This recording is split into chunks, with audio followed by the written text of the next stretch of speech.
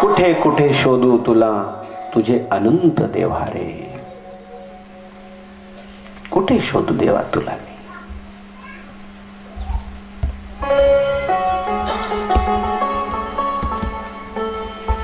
श्रीराम सुदामदेव श्रीधाम द्वारकेजवळ आले। द्वारकेमध्ये आल्यानंतर एका नौकराला विचारलं, भैया मुझे कृष्ण से मिलना है। आता द्वारकेमध्ये भगवंत राजा आहे, सर्वांचं श्रद्धास्थान आहे, तिथे एकेरी शब्दात बोलणं कोण ऐकेल? नौकर म्हणला, जा इथून। गरीब दिसले ना, धोतर मलिन आहे, फाटलेला आहे, खांद्यावर एक उपरण आहे, हातामध्ये एक काठी आहे, चेहऱ्यावर ब्रह्म तेज आहे, रोम रोम कृष्ण कृष्ण बोलताय।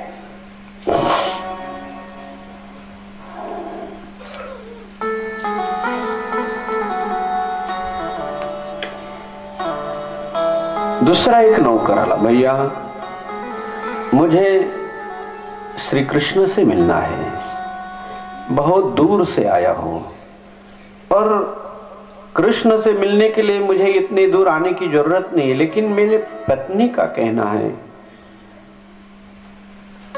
नहीं तो मैं तो जहां रहता हूं वहां से भी भगवान का दर्शन कर सकता हूं। और आपको अगर ऐसा लगेगा कि मैं आपके कृष्ण के पास, आपके भगवान के पास, आपके राजा के पास कुछ मांगने के लिए आया हूं, तो कृपया इस भ्रम को आप निकाल दो। मला काही मागायचं नाहीये। माझ्या पत्नीच्या सांगण्यावरून फक्त, कारण मी तिला वचन दिलंय, तिच्या सांगण्यावरून फक्त एक वेळेला दुरून दर्शन करेल। तुम्ही जर म्हणाल तर दुरून दर्शन करून निघून जाईल। नौकर म्हणायला लागला, बाबा जरा यहां रुकिए, मैं भगवान से पूछ के आता हूं। सुदाम मनात विचार करायला लागले, वा रे देवा माझं दैव, जी पुतना स्तनाला विष लावून तुला मारायला आली, तिला कोणताही प्रतिबंध आला नाही। यशम ददाती ती यशोदा, यश कृपा देणारी, कृपा प्रसवणारी, कृपा करणारी यशोदा, तीही तिच्यावर कृपा करते की तुझ्याजवळ डायरेक्ट पाठवते। आणि मी तर तुझ्या दर्शनाला आलो आहे, मला एवढा प्रतिबंध। आणि मग नौकर आतमध्ये गेला। भगवान अष्टपट्ट राण्यांमध्ये विराजमान आहे। रुक्मिणी पंखा करते, सत्यभामा चर्म डोरवते,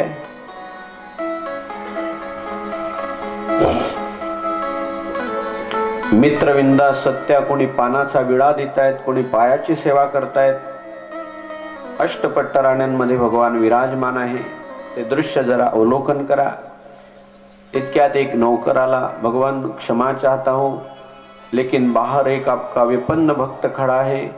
मैंने आज तक बहुत साधु ब्राह्मण संत भक्त देखे, लेकिन ये एक अनोखी छटा है। पैरों में खड़ावा भी नहीं, कुछ नहीं है। देखो देखो ये गरीबी, ये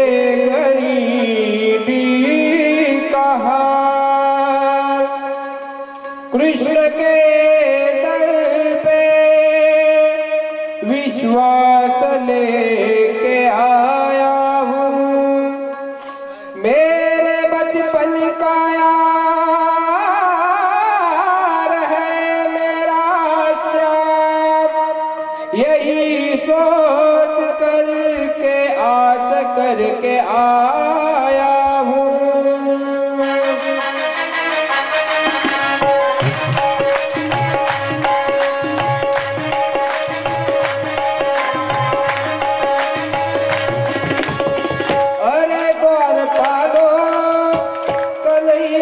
कह दो, अरे द्वार पालो कन्हैया से कह दो, इधर पे सुदामा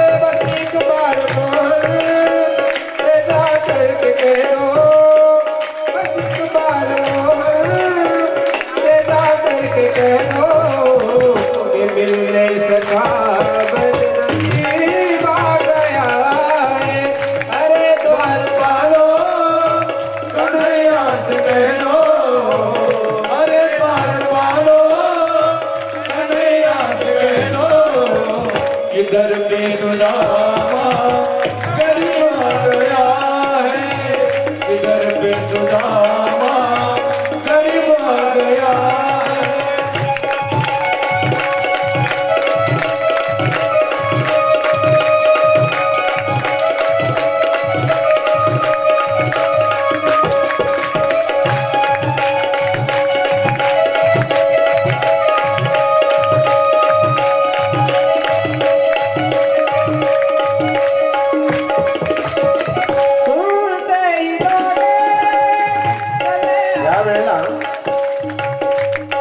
नौकर आतमध्ये जाऊन ही घटना सांगायला लागला। भगवान, एक विपन्न ब्राह्मण है, आपके दर्शन की इच्छा चाहता है। आपको पता नहीं कि मेरी ये विश्राम करने का समय है? माहिती आहे देवा, पण खूप आस लावून तो ब्राह्मण उभा आहे, संत उभा आहे। परिस्थिती वर्णन केली, बाह्य परिस्थिती वर्णन केली, आणि बाह्य परिस्थिती वर्णन करत असताना नौकराच्या मुखातून एक वाक्य निघालं, हे भगवान, आजपर्यंत तुझे अनेक गरीब भक्त तुमचे मी पाहिले असतील, पण आज जो द्वाराजवळ भक्त उभा आहे त्याच्या रोम रोमामधून कृष्ण कृष्ण ध्वनी निघतोय। अंगावर कमरेला मलिन धोतर आहे, खांद्यावर एक पंचा आहे, उपर्ण आहे, हातामध्ये काठी आहे, चेहऱ्यावर ब्रह्म तेज आहे, अंगावरची हाड मोजून घ्यावे ही परिस्थिती आहे। हे गोविंद, लेकिन मैंने एक अद्भुत बात उसके जीवन में देखी है। रोम रोम से कृष्ण कृष्ण ध्वनि निकल आ रहा है, और मैंने जब उनसे नाम पूछा, नाम बताया सुदाम, सुदाम नाम सुनते ही दौड़े चले आए मोहन, लगाया गले से सुदामा को मोहन, हो लगाया गले से सुदामा को मोहन, लगाया गले से सुदामा को मोहन।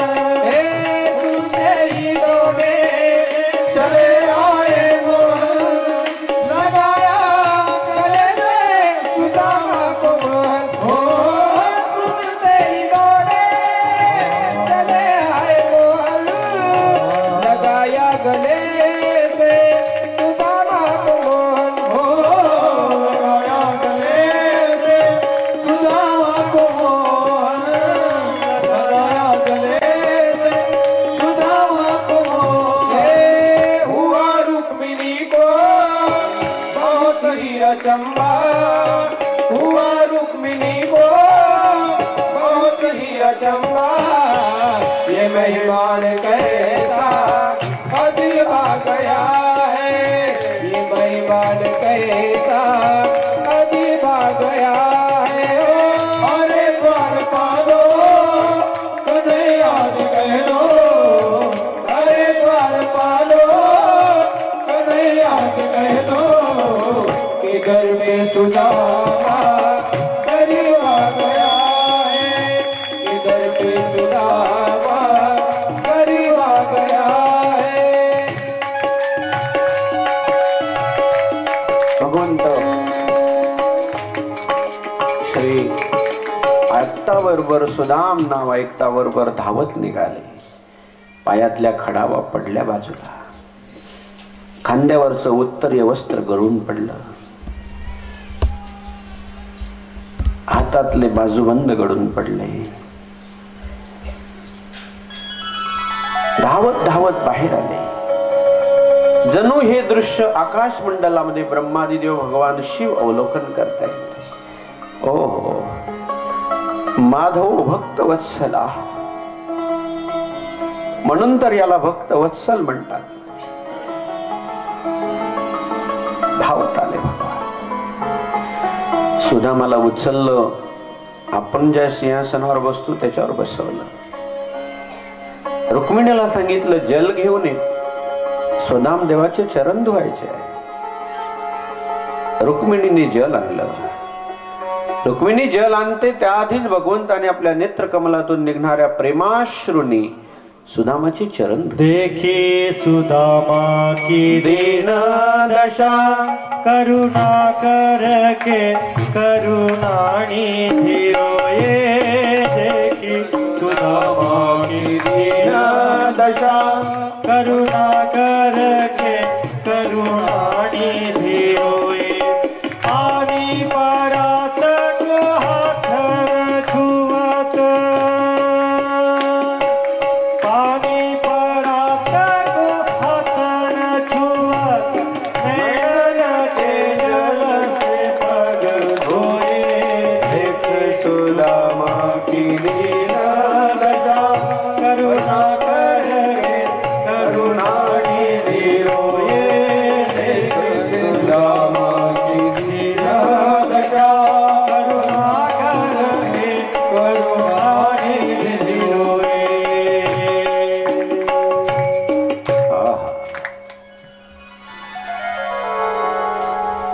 सुवर्णाची द्वारका समुद्राने बुडवली तरी भगवंताच्या डोळ्यात अश्रूची धार नाही आली. सर्व यादवांचा संहार झाला, भगवान नाही रडले.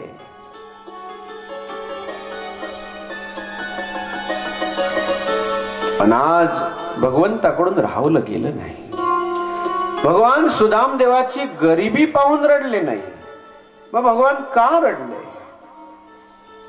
एवढी विपन्न अवस्था असताना देखील, जीवनामध्ये एवढी प्रतिकूलता असताना देखील, जो साधू माझं विस्मरण करू शकत नाही, जो मला विसरत नाही,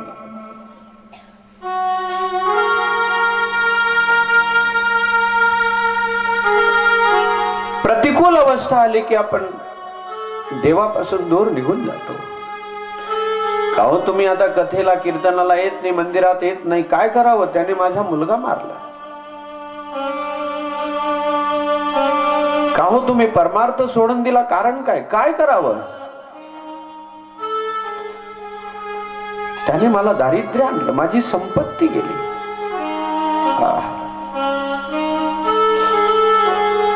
यस्याम अनुग्रहम इच्छामि तस्य सर्वम हराम्यहम. भक्ताचे हरावया चित्त. नाथ महाराज.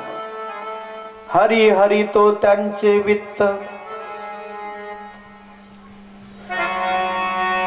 याला जर मी चांगली पत्नी दिली गुणवान, तर हा तिच्यामध्ये गुंतेल, मनोनी कर्कशा करून ठेवी. याला जर मी संपत्ती दिली, तर हा त्या संपत्तीमध्ये मला विसरून जाईल.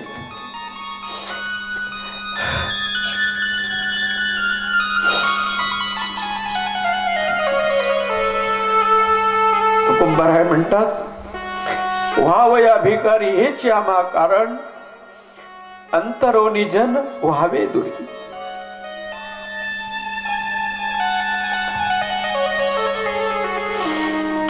आम्हाला भिकारी व्हायचं एक कारण आहे की लोक आमच्यापासून दूर निघून गेले पाहिजे.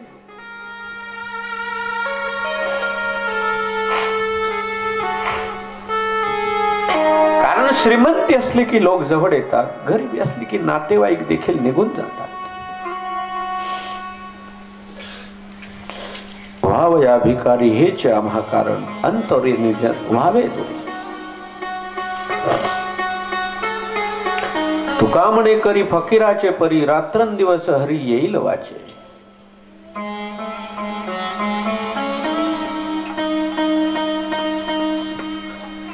नको देऊ देवा पोटी हे संतान. खूप बारीक आहे. नको देऊ देवा द्रव्य आणि भाग्य. नको देऊ देवा पोटी हे संतान, माया जाडे जाण नाठविसी. देवा तू मला जर संतती दिली ना, त्यांच्या विषयीच्या प्रेमाने मला तुझा विसर पडेल रे नारायणा.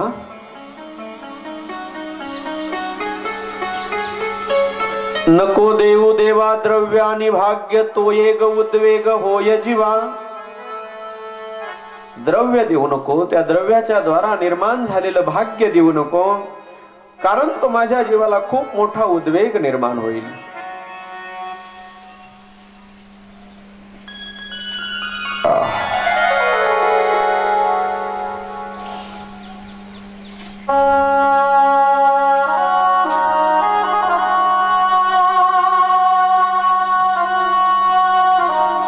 भगवंताने सुदामदेवाचे चरण प्रक्षालन केले.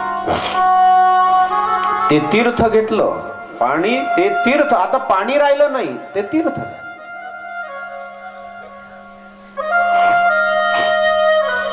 दुकानामध्ये साखरेचे पोतेचे पोते असतात, त्यांना कोणी प्रसाद म्हणत नाही, पण त्याच साखरेच्या पोत्यांमधली एक वाटीभर साखर एखादी माता, एखादी भगिनी बाहेर काढते, मंदिरामध्ये नेते, साधू जवळ नेते. ज्यावेळेला मंदिराजवळ नेऊन मंदिरामध्ये येऊन फक्त देवाच्या समोर ठेवते, तिला हेही माहिती नाही की समर्पण करण्याकरता हे भाग साखर देवाला देण्याकरता मंत्र कोणता म्हटला पाहिजे हे माहिती नाही. ज्या वेळेला त्या साखरची वाटी त्यावेळेला ती घरी आणते. घरी येत असताना रस्त्याने जर कोणी दिसलं तर म्हणते, दादा घ्या प्रसाद. देवाच्या सानिध्यामध्ये आलेली साखर आता साखर राहिली नाही, तो प्रसाद झाला. तुमच्या दुकानामध्ये पोते पडलेले आहे साखरचे, तो प्रसाद नाही, ती साखर आहे. पण देवाच्या सानिध्यामधून आलेली साखर आता साखर राहिली नाही, तो प्रसाद झाला.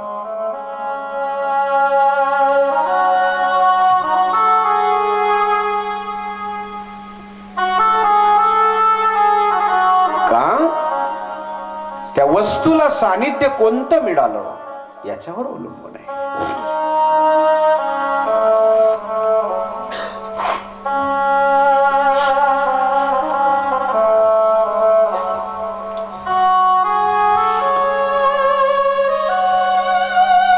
तुमच्या घरामध्ये अनेक भरजरी कपडे असतील, अनेक भारी भारी पिशव्या तुम्ही शिवलेल्या असतील, अनेक भारी भारी सुटकेस, बॅग, पेटी तुमच्याकडे कपाट असतील, अनेक भरजरी कपड्याने शिवलेली पिशवी तुमच्या घरामध्ये असेल,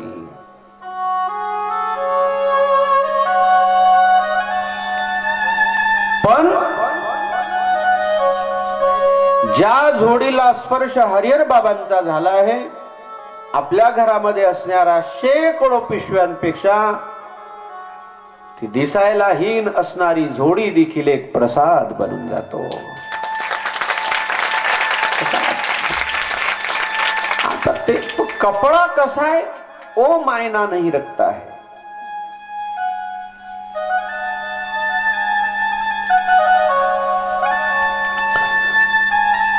एखादे साधू एखाद्या गादीवर विराजमान होत असले,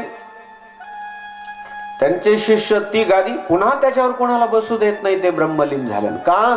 हा आमच्या गुरूंचा, आमच्या संतांचा हा प्रसाद आहे, हा एक तेजयुक्त स्थान आहे.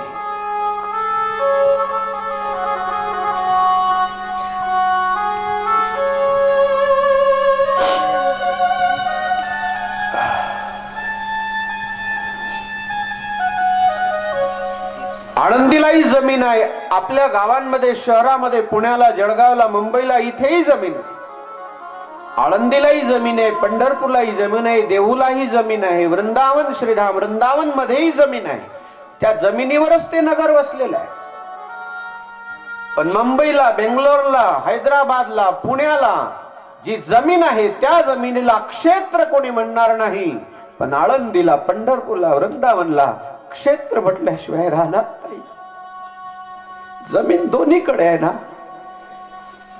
पण ज्या जमिनीला जगद्गुरु तुकोबारायांचा स्पर्श झालाय, ज्या जमिनीला विश्वमाऊली ज्ञानोबारायांचा स्पर्श झालाय, ज्या जमिनीला संत श्री गोस्वामी तुलसीदासजींचा स्पर्श झालाय, ज्या जमिनीला श्रीधाम वृंदावन मध्ये कन्हैयाचा स्पर्श झालाय, ज्या जमिनीला माता राधा राणीचा स्पर्श झाला आहे, ती जमीन आता जमीन नाही राहिली, ते क्षेत्र बनलं.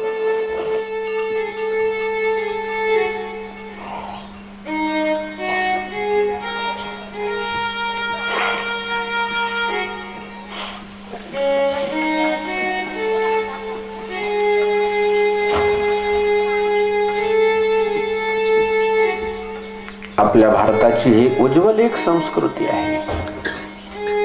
आपले श्रद्धास्थान असलेली व्यक्ती देखील ज्यावेळेला निघून जाते, त्यांनी वापर केलेल्या वस्तू देखील आपण तीर्थ समजतो.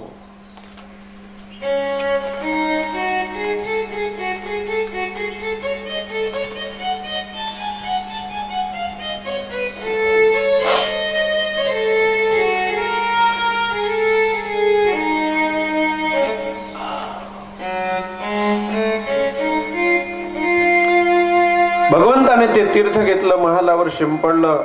सुदामदेव म्हणायला लागले, कृष्णा हे काय करतोय? नाही नाही सुदाम, आज माझा महाल पवित्र झालाय. आणि मग चर्चा करतायत.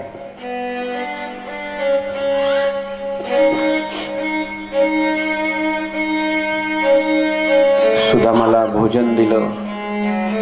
रात्री गप्पा मारत असताना भगवंताने सुदामाला विचारलं, सुदाम हा माझा परिवार आहे. गुरुकुलामध्ये असताना तिथून आल्यानंतर आपली भेट नाही, हा माझा एवढा परिवार आहे. भगवंतांनी आपल्या सर्व स्त्रियांना सांगितलं, सुदाम देवाचं दर्शन घ्या. एक एक स्त्रिया येतात, सुदामाच्या चरणाला प्रणाम करतायत. सुदामदेव आशीर्वाद देत देत सुदामाच्या हाताला थकवा आला. सुदामदेव म्हणायला लागले, देवा अरे किती वेळेला आशीर्वाद द्यावा लागेल? सुदाम, आशीर्वाद तर सर्वांना द्यावा लागेल, नाहीतर माझ्या घरामध्ये कलह शिरेल. सुदामाने एक युक्ती योजली. सुदाम कहने लगे, भगवान हे कृष्णा, एक काम करिए. बोले क्या? आप मेरा दर्शन करिए, मैं आपको आशीर्वाद देता हूं, आपके सब पत्नियों को आशीर्वाद मिल जाएगा. भारत भूमीमध्ये जन्माला आलेल्या साधूची ही ताकद आहे की जगत निर्माण करणाऱ्या परमात्म्याला देखील आशीर्वाद देऊ शकतात. हा घे आमचा आशीर्वाद, नांद आमच्या भाग्याने.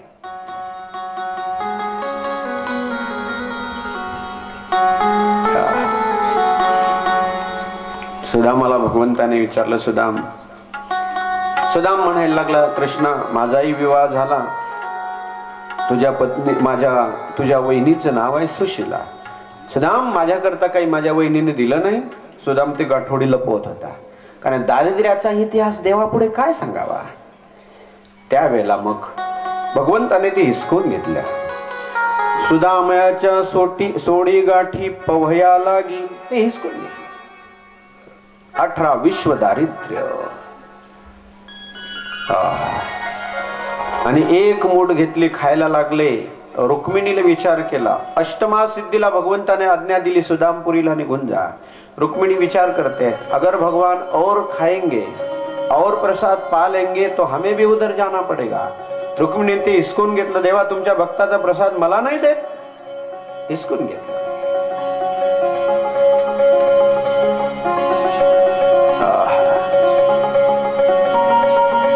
भगवान घेतल्याशिवाय देत नाही, त्याचा स्वभाव आहे. पण एक पहा, अल्प घेतो आणि विपुल देतो.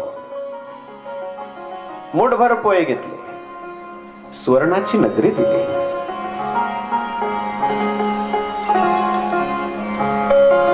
ज्या देहाच्या, ज्या शरीराच्या द्वारा आपण परमार्थ करू शकतो, असं अनमोल शरीर त्या परमात्म्याने आपल्याला दिलं. त्या बदल्यात त्याला काहीच अपेक्षा नाही, फक्त याने घ्यावे नाम, तिसी करणे त्याचे काम. सामान्य मूल रडल्याशिवाय आई मुलाला घेत नाही, तसं परमात्मा रूपे मातेने आपल्याला घ्यावं असं जर वाटत असेल, तर त्या मातेसोबत देखील आपण थोडं रडावं लागेल.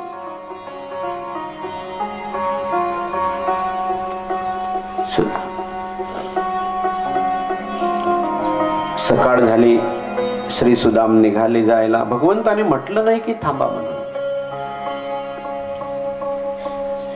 सुदामाला नगराच्या वेशेपर्यंत भगवान सोडून देत आहेत. सुदाम मनात विचार करत आहेत की आता मी घरी गेल्यानंतर माझ्या पत्नीने जर विचारलं की काय आणलं, तर मी काय सांगू. पण मागितलं नाही. आणि भगवान देखील दिसू दे असं पुन्हा एक वाक्य सांगेल. भगवान जे देतात ते दिसू देत नाही. सामान्य संसारी माणसं जे देतात ते सांगून देतात. भगवान देतात ते दिसू देत नाही.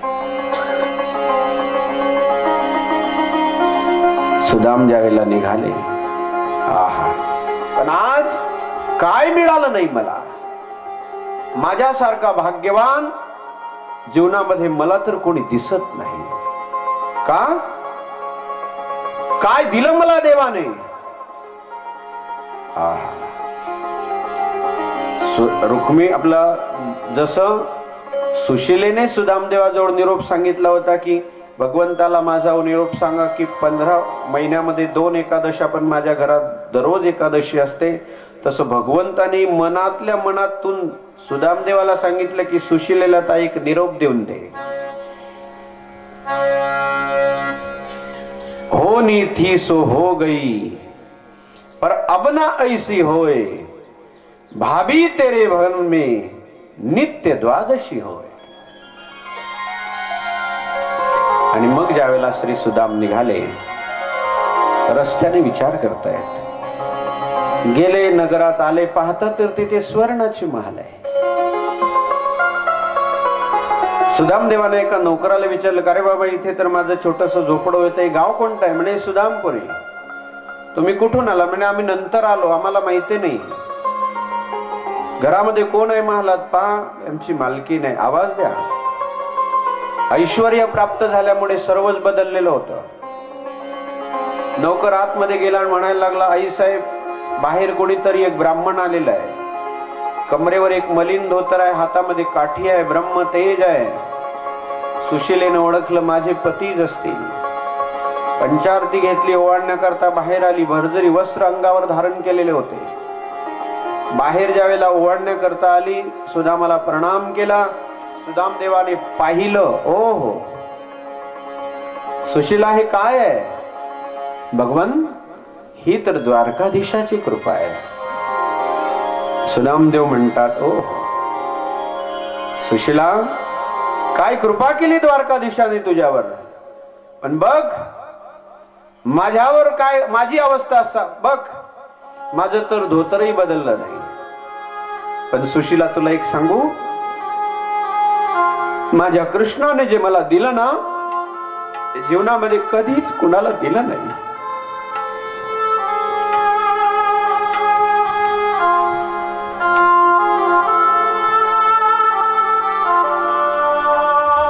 काय दिलं सांगू तुला? क्वाहम दरिद्र पापियान, क्वाहम दरिद्र पापियाम क्व कृष्ण श्रीनिकेतनः ब्रह्म बंधुरिति स्माहम बाहुभ्याम परिरंभितः. ए सुशिला, मी कुठे एक अनाथ अज्ञान पापी, बाहुभ्याम परिरंभितः, पण क्वा कृष्ण श्रीनिकेतनः, तो लक्ष्मीचा मालक असणारा कृष्ण, त्याने मला दोन्ही हाताने आलिंगन देऊन कडकडून मिठी दिली. मला यापेक्षा जीवनामध्ये दुसरं काही नको.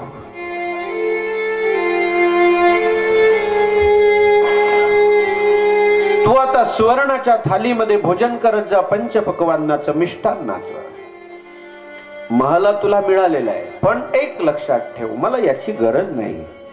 माझ्या कृष्णाने मला जे दिलं ना, पाप दरिद्र पापिया का कृष्ण श्री, मला या विषाची गरज नाहीये.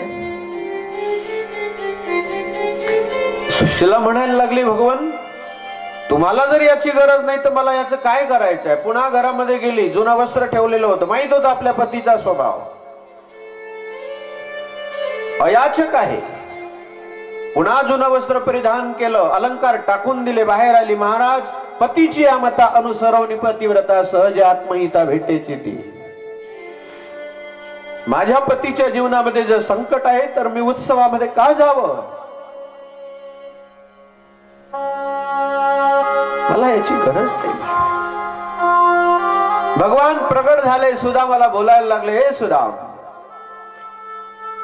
अरे ही माझी माया आहे, मला माहिती आहे, पण माझी माया तुला त्रस्त करणार नाही.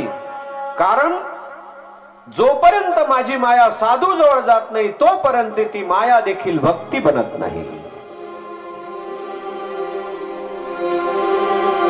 सुदाम माया एखाद्या वेळेला संपत्तीच्या रूपाने येते, एखाद्या वेळेला स्त्रीच्या रूपाने येते, एखाद्या वेळेला अभिमानाच्या रूपाने, क्रोधाच्या रूपाने, लोभाच्या रूपाने, ममतेच्या. अंगीकार कर सुदाम. देवे भक्ता लागी उपचार मंडिले. देवाने आपल्या भक्ता करता उपचार कोणते म्हणले? निडोबराय वर्णन करतात. देवे भक्ता लागी उपचार मंडिले, शांती सुखासनी माने बैसविले. शांती सुख या आसनावर तो आपल्या भक्ताला बसवतो. धरुणी तन्मयाचे छत्र गौरविले. परमार्थाविषयी प्राप्त झालेली तन्मयता हे छत्र आहे. धरुणी तन्मयाचे छत्र गौरविले. ज्ञान संपत्तीचे दळभार दिधले. ज्ञान दैवी संपत्ती गीतेमध्ये सांगितलेली 26 गुण दैवी संपत्तीचे, ते भगवंताने आपल्या भक्ताला दिलेली संपत्ती आहे. अभयम सत्व संशुद्धिर ज्ञान योग व्यवस्थिती. भगवंताने आपल्या भक्ताला दिलेली ही संपत्ती आहे. तुकोबारायांना दिलेली ही संपत्ती आहे. ज्ञानोबारायांना दिलेली ही संपत्ती आहे. सद्गुरु जोग महाराजांना दिलेली ही संपत्ती आहे. वैकुंठवासी मामासाहेबांना दिलेली ही संपत्ती आहे. वैकुंठवासी मोठे बाबांना दिली ही संपत्ती आहे. वैकुंठवासी घुले बाबांना, वैकुंठवासी निकम बाबांना, वैकुंठवासी पांडुरंग बाबांना, वैकुंठवासी मधुकर बाबांना, वैकुंठवासी हरिहर बाबांना, वैकुंठवासी सुपडू बाबांना, रामदास बाबांना, वैकुंठवासी सद्गुरु झेंडूजी महाराजांना, वैकुंठवासी सद्गुरु जगन्नाथ महाराजांना, वैकुंठवासी सद्गुरु संतांना दिलेली ही संपत्ती.